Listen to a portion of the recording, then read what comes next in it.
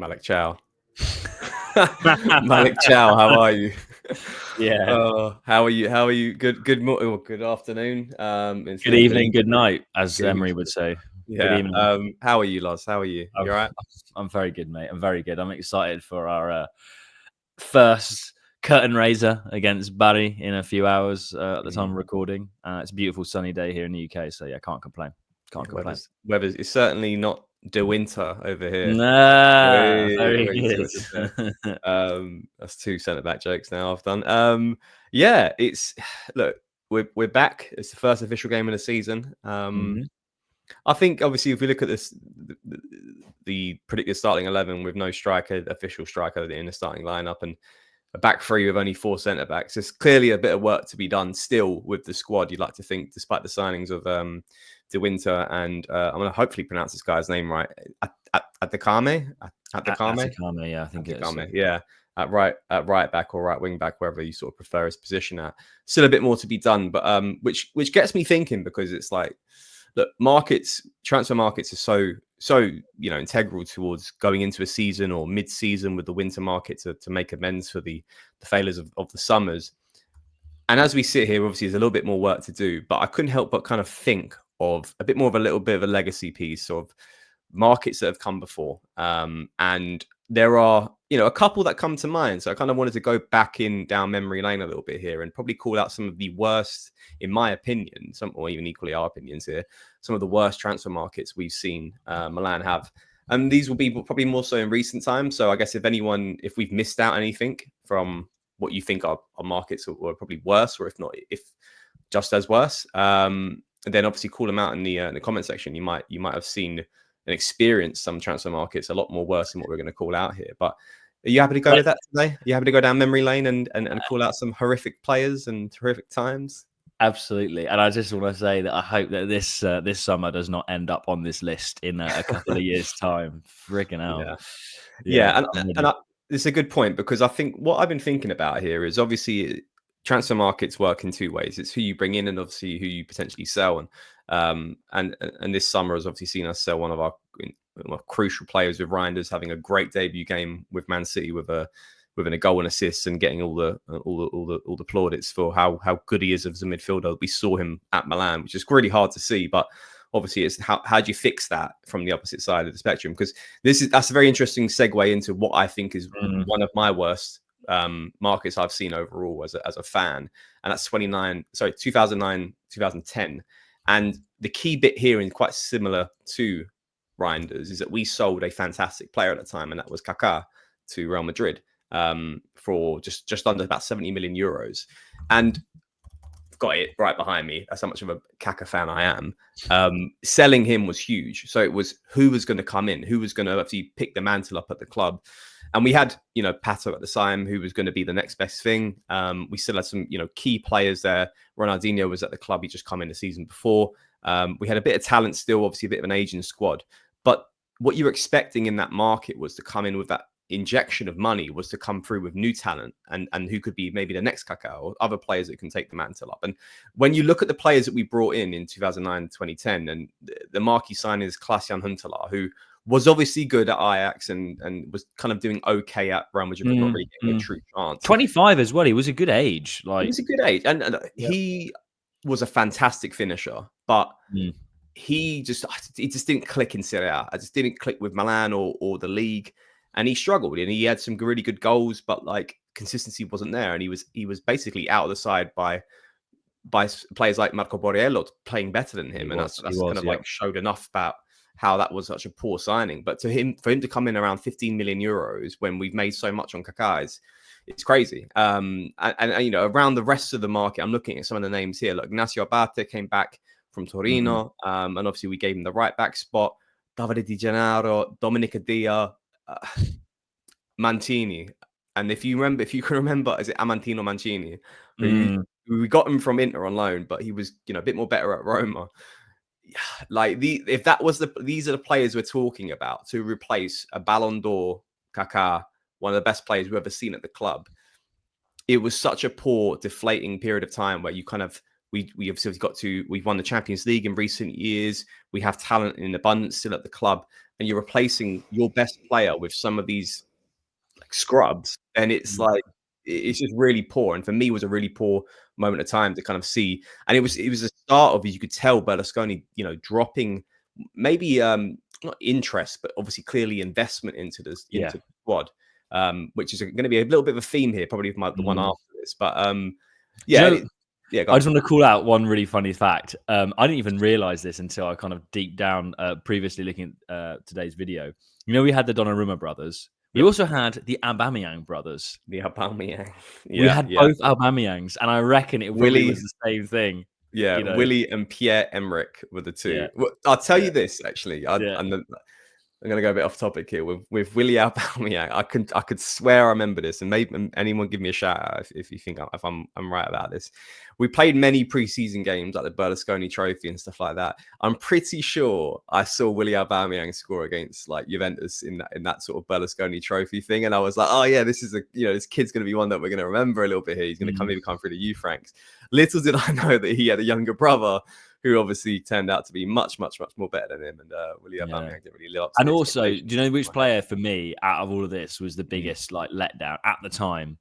Was definitely Gorkuf. Oh yeah, He looked like he was, I don't know, like better than Messi. Messi hadn't even broken that. Like he was unreal. Yeah. He was great. I mean, he was obviously sold that summer as well for Yeah, he about was. just under 40 million euros. But like, yeah, another one when you've made those, like we brought him in. He was the backup of Kaká. Obviously he was in the squad when we won the Champions League in 2007, but he just didn't really click in Serie A. And he moved back to Bordeaux, had some decent years, but yeah, it's a shame some of these names. But yeah, I mean, obviously Beckham came in mid-season, which was quite respectable. But that season I remember as well. We went out to a very strong Man United side in the Champions League, and they destroyed us basically, home and away. Rooney was on fire, but like it just showed how this aging squad just couldn't keep up with the rest of Europe, and the lack of investment, especially in the forward departments where we only had like Pato, who was obviously shining, Ronaldinho was coming out of his prime, and then the striker position that wasn't really strong at all with Borriello and Huntelaar. It's just we struggled. So yeah, for me that's up there. So I'm going to move swiftly on to a notable year, 2012, 2013. Look, anyone who's watching this or listening to this will know exactly the moment I'm going to reference here. It is the moment when our world turned upside down as fans. We obviously came out of that period of time I just mentioned. The following summer, we invested. We brought in Robinho, Ibrahimovic, and then obviously followed that with the likes of Cassano coming in. We were Kevin Prince-Boateng. We were strong as a club again, and then we finished runners up, quite close to obviously Juventus and the start of the Antonio Conte reign in Serie A with Juventus. And the worst thing happened. We sold our best two players, Ibrahimovic and Thiago Silva. Absolute legends as players, regardless of Milan or side or not, just complete legends of players. And only recently, with Thiago Silva still playing to this day, obviously. But and then a lot of the big marquee names when it comes to the legends of the club, the more of the senior, the age players, your Gattuso, Van Bommels, Nesta, Inzaghi, Seedorf, they all departed. It was an exodus in a sense of having to completely restructure and revitalize what was before a winning culture, a winning squad, winners essentially across the board. And the question was how we were going to replace it. And I look at these names and I'll never forget it. The sheer delusion that went through my head thinking that we'd be fine with some of these names that we signed. I'll never forget the photo of Acerbi, Constant, and Bakayo Traore. I mean, when that is the start of a summer market to replace such legends, it's clearly going to be downhill. Our marquee signing was Gianpaolo Pazzini, who did okay that season, but obviously was just against everything. And Allegri obviously was a coach back then, did notably well to get us, I believe, a third place finish in the league, despite all of this. But fuck me, it was a proper fall from grace. Balotelli was signed mid-season, but that was exciting, but yeah. He was, it's Balotelli. He needs no introduction about how his career's gone. But yeah. It's I mean, that for me, it still gives me like PTSD nightmares of Bojan yeah, Krkic. Bojan Krkic. Yeah, I mean some of these other names. I mean Zapata came in Yeah, to replace Thiago Silva. Sally Montari was signed on a free. I can't remember if he was with us before. I'm pretty sure he was with us the season I think before. he was. Yeah, Yeah, I think his contract ran out with Inter, obviously, and then he just joined us on a free. De Jong obviously was. I really like Nigel De Jong. yeah, I've got a shirt me for him too. in the back. Pretty strong, but obviously, there's only so much a DM can do. He was quite technically limited, but he was fine. He was a fine player. Exactly, Yeah. exactly. Yeah, Montalivo came in on a free transfer. Mhm. Like I said, I've mentioned some of the other names here, but like Zaccardo mid-season on a free milk. Like it's just when these players are replacing the players of yesteryear, like those legends that we just mentioned there, or even Ibra and Thiago Silva, who went to PSG and obviously smashed it in the French league. Didn't really do much in European football, but they were in their prime. They were in their prime. Thiago Silva wasn't even in his prime. He was coming into his prime in a sense of his age. Yeah, he But was. Ibra Yeah, was obviously he was smashed a it. late bloomer. I mean, he was a centre back, but if you look at Yeah. Thiago Silva, he actually became the world stage. Really, was at PSG, but he was almost in his 30s by that point.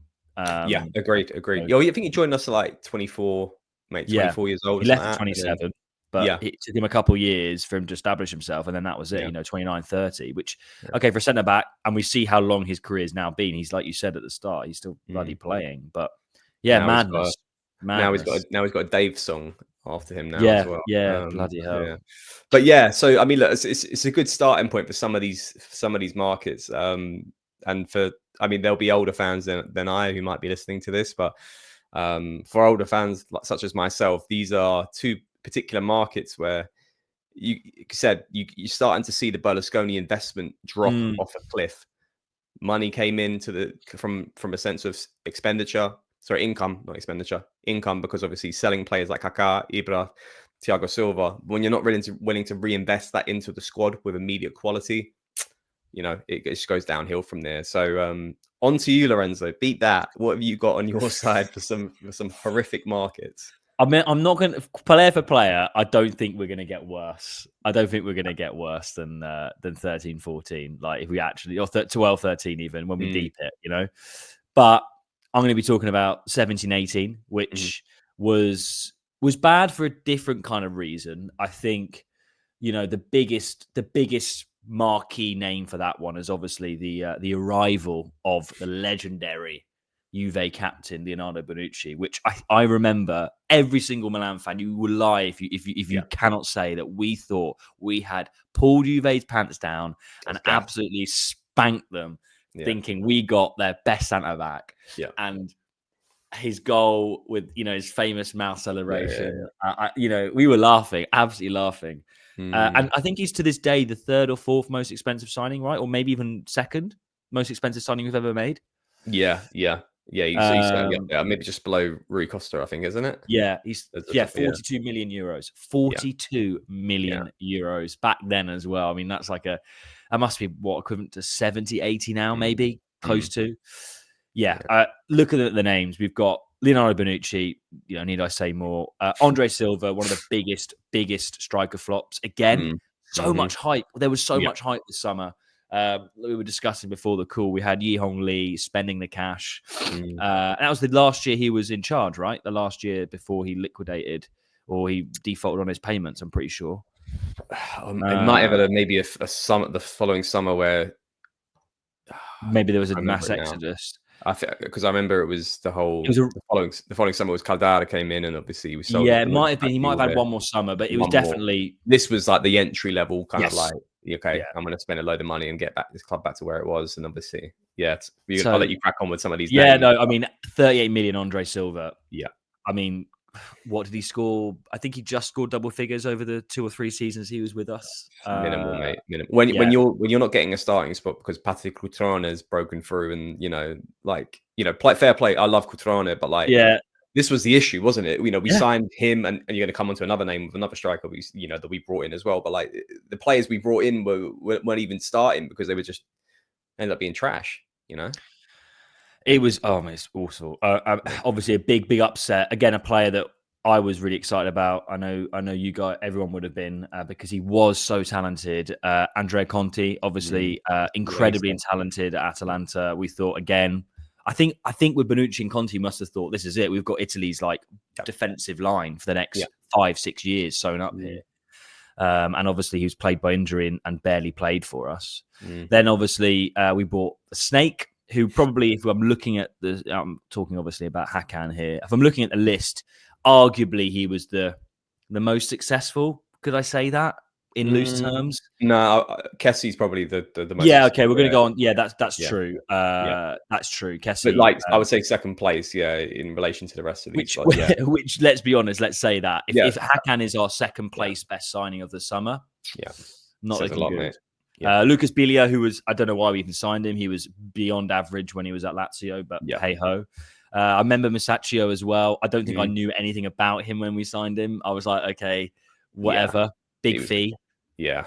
Fee for player that, like, oh yeah, great, mate. Look, I think a lot of these players, and Ricardo Rodriguez here, like a lot of these players, we signed them and it kind of made sense, but then it has such knock-on effects. And I just like look at Biglia coming in. Him coming in basically meant that we sold Locatelli because Locatelli was like, my spot's gone. And he was supposed to be our next up-and-coming midfielder. And even like the likes of like Juraj Kucka, who was pretty fucking good, I thought. He was. Yeah, he was. They all went because of these people coming in. And it's quite sad when you think about it, because if the situation could have been managed better, and back to like, if we go back to Conte or Andre Silva and Nikola Kalinic as well, another one, what was the idea of how to design that squad? Because it was clearly looking like maybe it was a back three, a 3-4-3 or something like that, or a 3-5-2, because the way that they were buying wing backs and centre defenders and centre forwards, which is probably something that we need right now as a market. But we had a coach who predominantly played 4-3-3 in Montella. It was such a catastrophe on how to design a squad with a serious cash injection. 100%. I mean, Kalinic at 29 as well. Just what is going on here? Yeah, Barini. I mean, like, Antonio Donnarumma obviously was brought in because of fucking because of the G-Joes. I mean, but for me, I know we did mention Kessie obviously was the big success when you retrospectively look at it. Obviously, he didn't break in until arguably the following season, and didn't really get a lot of game time that year. But Jose Sosa, for me, to this day, I mean, we did a video on it. One of the worst players to ever wear a Milan shirt for me. Yeah. If you're signing a player from Transband? No. So no, he came back, I think, and then we sold him that summer. So I don't know. He didn't stay with us long, but it's just connected to the time where it was just a fucking catastrophe. Yeah. And this is the difference. I think this market here is the difference compared to the ones I mentioned. The ones I mentioned, we had no money from an income perspective, but we made a lot of money from outgoings. Yeah. Sorry. We made a lot of money from the player sales, but we weren't willing to spend it. We didn't make any money, and we had a good manager, like we said. And Allegri did a lot with a little, right? Yeah. Whereas Montella, we have Montella on charge, and we'd be in a different problem. Montella was okay, but the issue was like the spending was there. But it was just, there was no design of how this club should function, in the sense of like, the starting 11, and then like buying players with all that money, 186 million euros. We could have bought maybe 4 or 5 starting players. And Bonucci probably was that, and it didn't land. But in a different world, maybe you buy him and you buy 3 other midfielders, or midfielders and attackers, and you slot them in with the rest of the workhorses that we had in the previous season, and things might just click. But I think it's a sign of the times that we have. We just did a lot of like quantity rather than quality, which is kind of something that's a regular theme in recent years, where a lot of these players were signed for nearly around 20 million euros, and you roll the dice with a price tag like that. Yeah, and I think moving on to the sort of the last one we're going to be focusing on. That's a really good point, Steph. If you look at that shift in mentality that we just kind of like, the saying is you throw shit at the wall and see what sticks. That's kind of been the Milan way for a while, throughout different ownerships as well.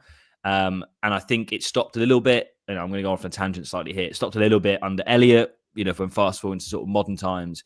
But the first summer, Furlani and and everyone had.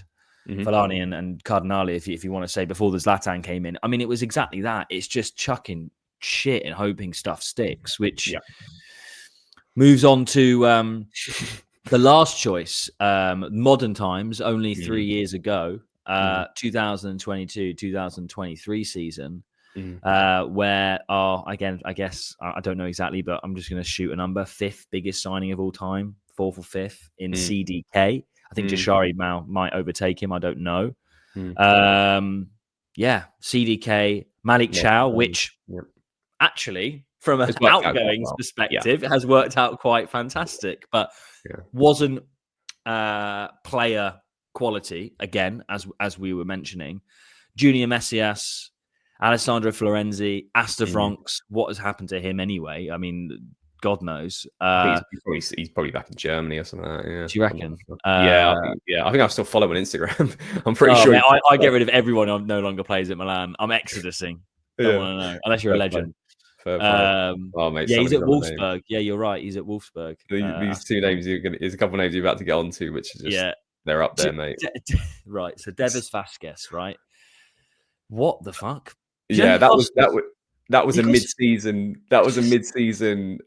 Mike was injured, and it was like we need a keeper to come in, and then he came in, and he didn't fucking play any games. It was like what? Do you remember the report in training that apparently like he was like the worst like awful, like really Pioli was like he's not ready, and it was like what have we just spent this money fucking for now? I mean it was not even a mil, but like there you go, fucking 810,000. But the biggest flop. There's two. They're actually next to each other. I don't know. These are the two. These are the two. Go on. Oh my god, Divock fucking Origi. He's still employed, but he's still employed at the club, by the way, right to this day. To this day, my man's a free transfer, but this fella has cost Milan like 30 million quid, and he has scored 2 goals. Yeah, many seasons ago. That season he was brought in. That's it, and then obviously, it's just been wild. Probably goes down as the worst, I think, along with Caldara. But the thing about Origi is why I would argue he's the worst signing is because he came with some level of expectation and he wasn't plagued by injuries. He wasn't plagued by other issues. He's just a cunt. Like, that's it. He's poor, man. Poor player. And then Serginho Dest.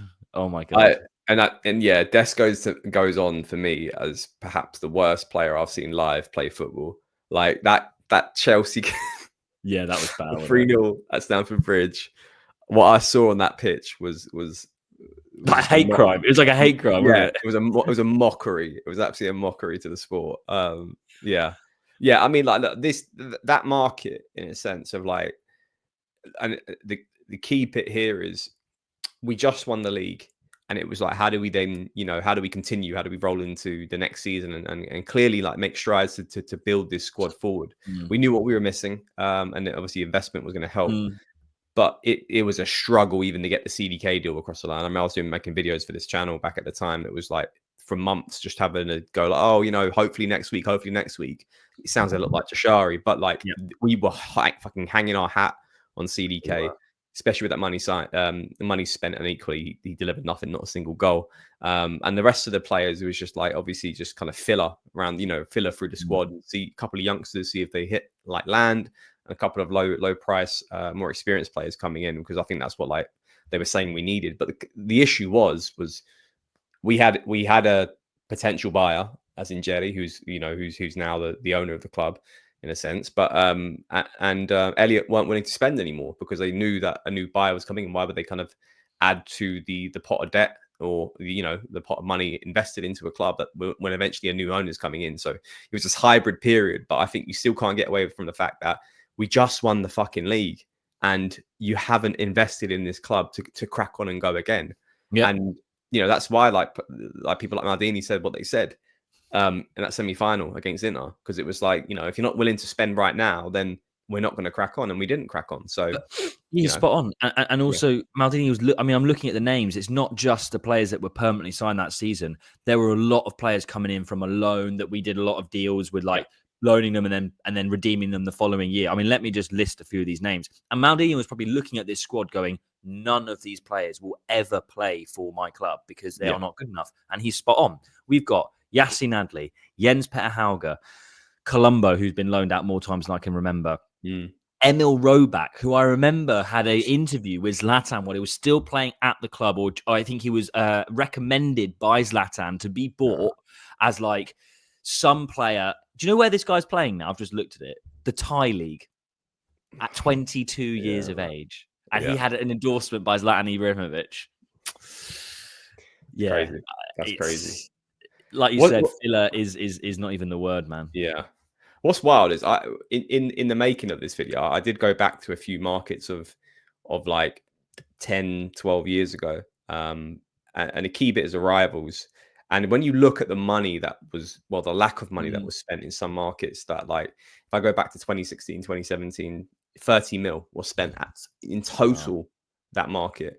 I know, like, you know, inflation in football is a real thing, and the price tag of money of players go up. If I look at 2014, 2015, 16.9 million euros was spent. You know, we brought in players like Bonaventura, Adil Rami, but like, like it's just, there's a theme here. Like, if you're not willing to invest in this squad, you're going to get shit. Obviously, 2017, 2018 was a horrific example where it can go the other way round. But 43 mil in 2013, 2014. But it's such a, you know, it's a shame when you look back at some of these markets of what wasted seasons, wasted years. And that's why we ended up where we ended, whether it was we ended in 6th, 7th, 8th, 9th place, or equally it was the start of a decline, because ultimately, if you're not bringing talent in, you know, little by little, you're going to basically lose talent and then come back to where realization hits you in the face, and you know, you're no longer competing for the league or even getting in the Champions League. So yeah, mate, these are some horrific ones to look back on, because it's tough. It's tough. You have to pick one, because I've got to pick one. Yeah.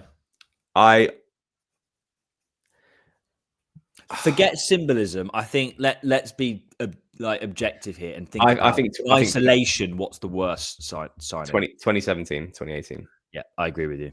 I agree. If you're telling me Berlusconi's out of money, and you know, and it's kind of like when you connect it to an owner and you go, all right, you know what? Fuck it. We had a great ride. We had a great ride with him, and he's just out of, you know, he ain't got enough, and he's got to find a new buyer, and you just got to see that period out. And it's horrible to go down to kind of like a new reality check, but you know, we still kind of did all right. We still did all right. We still got Champions League football the following year because of Allegri and some of the players. And then obviously you had to ride a bit more of a wave of crap. But that period, hope is such a painful thing to see, and equally equate to nothing. And that's what 2017-18 was, to your point, when we signed Bonucci. Because it was a bit of a roller coaster. It was like, okay, I remember the first signing was, I think, Musacchio, Ricardo Rodriguez, and then I think Kessie, those three. And it was like, okay, we're buying some talent. We're spending they were money. first. Yeah, I remember there was a pit. Yeah, you're right. And then it was like, okay, and soon after that, it was a bit like bang, bang, bang. You know, Borini, not great, but like, you know, players were coming in. Lucas Biglia came in, and then Bonucci, though.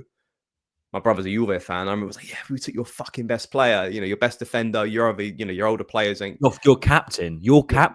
Yeah.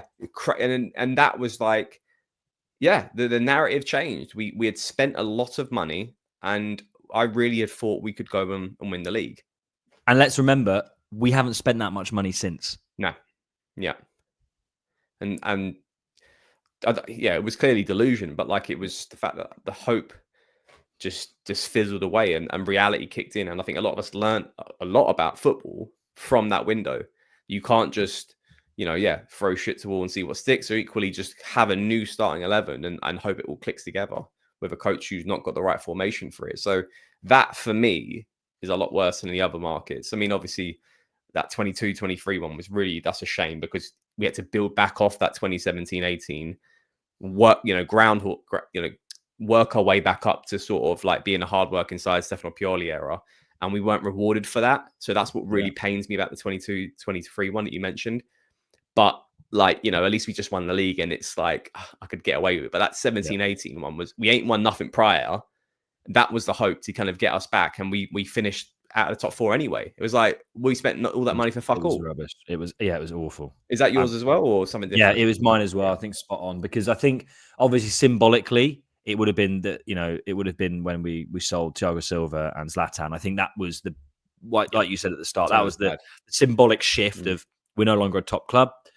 But in isolation, the amount of money that we spent, and like you said, the hope that we had. I mean, like I said at the start, that Bonucci, I was laughing at people. Anyone who was a Juve fan, I would like laugh. Yeah. I was like, I cannot believe we've just got Bonucci, like your captain, your best defender, like Italy's future, like whatever. Yeah, I was, and then for it to kind of fizzle out the way that it did, to not get Champions League football, to just be crap, and not even crap. It was apathetic. It was Oh, it was just painful, rubbish. mate. It It was was really painful. painful. We were in Yeah. Europa League and we couldn't, we could do Yeah. fuck all in that as well. We went out to Arsenal, but like it was like, Yeah. geez, man, it was some of those moments. It fully banner error, fully. We didn't get out of it after that, but yeah, man, yeah. So hopefully not another market to add to that list from this season. Yeah, But definitely not. I certainly wouldn't. Obviously, hindsight's always 2020, but like I think so far the players we brought in, certainly in midfield, has not been weak. We just need to flesh out the rest of the department. I know we're going to go on to modern. I'm flipping onto modern times, and I keep repeating myself, but we do need to get a striker in ASAP. And if we're going to commit to a back three, which looks like the pre-formation for Bari tonight, then we need another centre back. It just makes no fucking sense. But get someone on loan if worse comes to worse. Like just get someone in. But we'll see. But we'll be there to react to it, I think, is the key thing. But we go tonight. Hopefully, a good result. Just got to get through. No injuries. That's the key thing. And show like we're playing some good football. I'd like to see us. I don't even care about us going out there and beating them 4-0. Like, let's be honest. I actually had a look. Barry haven't. I don't think they've ever beaten Milan ever in a competitive game. So I'm not worried about losing. But I just want to see a good performance, even if it's like a 2-1 or 1-0. I just want solid defense, great attack, good patterns. Like you said, no injuries. I don't think that's a lot to ask for against a Serie B side. Let's be frank. Yeah, can't wait to watch it. A few more hours. Before I sign off, I'm going to do the little plug just because it's going to be funny. Yeah, come on. Everyone listening, you'll be happy to know we got one over Inter. The Derby streak continues, Steph. Let's go. 6-0. 6-0. There'll be a Sun Sport video that I featured on Stoppage Time. You might have seen it, maybe not, but it'll be out next week. And it was against Uncle Sharma. Yeah. He's a good lad. To be fair, he is nice. Yeah, no, we had a coffee after. He's a good guy. Obviously, I wouldn't say that in the thing. But in a classic Milan fashion, came back from behind, comeback, Gabbia header, started it off. But so watch that. That'll be out. Hopefully we get some more stuff out there. It'll be fun. Yeah, definitely. No, fair play to you, mate, for making that. I think it's whenever that comes out, we'll probably have to put a little the channel will probably do a little repost on the socials. I plugged Sempre Milan anyway, so they'll be all of it. And also for those listening, all the Yanks, you'll be pleased to know I wore the long sleeve Pulisic shirt for the LeBron James of soccer, baby. Let's go. Come on. Nice one. Well done, mate. Well done. You got the Tammy Abraham tap in the 93rd minute of the. That's it. We'll take that. You wouldn't have been invited back if we. Yeah, I know, mate. Honestly, it was you, Ollie, and everyone else thinking if I'd not won that, I would have been shouted out of the room. So good job I won. Fair play. Well done, mate. Well done. Yeah. But we'll sign off there. Thanks for joining, everyone. Obviously, like Lorenzo says, obviously a plug to all the channels. If you haven't followed the Substack, Discord, socials, and all such. And just obviously if we've missed anything, any crucial, I think just to kind of randomly throw some stuff out. I'm sure there's some stuff from the 2000s or the 90s period where we had signed players from Spanish and Argentinian players that didn't really succeed at the club. You might think that they horrible markers yourself, so give them a shout out, even if you think there's some worse ones or even times before that. But or even if you agree with our opinions as well, is the 2017-2018 the worst transfer market you've seen of Milan? And let us know. But anything else you'd like to add, Loz, before we finish? No, that's it. I just want to see Modric get a goal or something nice tonight. That'll be lovely. Don't think he's starting though, but no, nothing else, mate. Fair play. All right, cool. We'll end there, guys, but thank you again for joining us. Ciao. Ciao, boys. Bye.